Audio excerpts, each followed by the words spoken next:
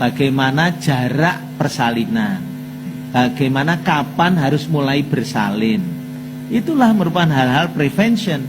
Namun itu tidak akan terlaksana kalau kita dininabubukkan oleh kuratif. Iming-iming uang yang ada membuat kita jadinya lepas kendali dari keluhuran kita awalnya. Kita jadi di puskesmas itu memang mulai dari promotif preventif. Sekarang begitu mengandalkan kapitasi, semua berlomba untuk memenuhi kapitasi. Bahkan akreditasi itu isinya juga di puskesmas isinya hanyalah untuk kuratif. Menurut saya harus saya tarik kembali, harus ke arah promotif dan preventif. Itu komitmen saya, mumpung saya menterinya. Jadi artinya kalau saya bilang mumpung saya menterinya itu apa? Saya tidak kendor untuk bilang bahwa kita harus kembali ke promotif preventif. Yang mau punya alasan apapun ya silahkan beralasan. Tetapi perintah saya adalah aturan makna yang harus dimaknai untuk puskesmas adalah preventif dan promotif. Artinya kembali ke fitrahnya di awal. Sehingga muncullah, kalau ada banyak pertanyaan, bagaimana dengan puskesmas dengan rawat inap? Saya tolak puskesmas rawat inap. Puskesmas dengan tempat tidur.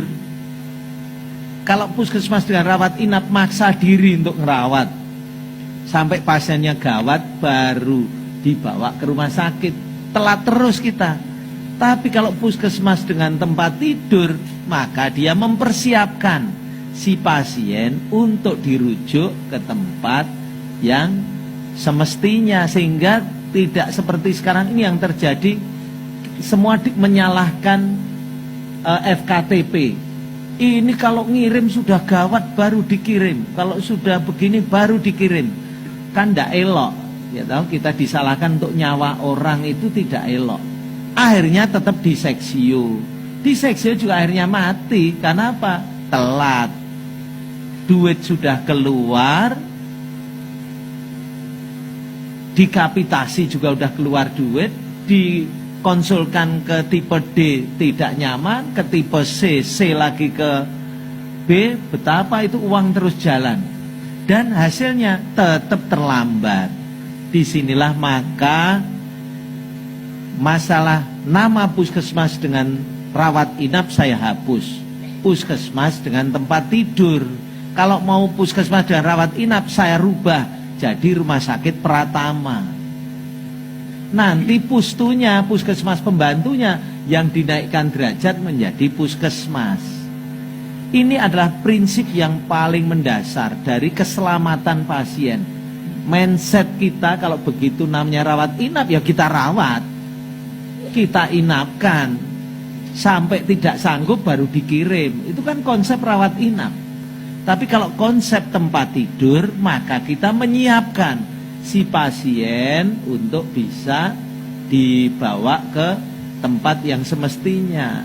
Di daerah-daerah yang terpencil juga sama, tempat tidur itu untuk menyiapkan, paling tidak memulihkan kondisinya dulu sambil mengundang dokter-dokter dari rumah sakit yang bisa akses ke sana atau pakai telemedicine bisa dikerjakan. Nanti kita ke depan akan terus kita kembangkan.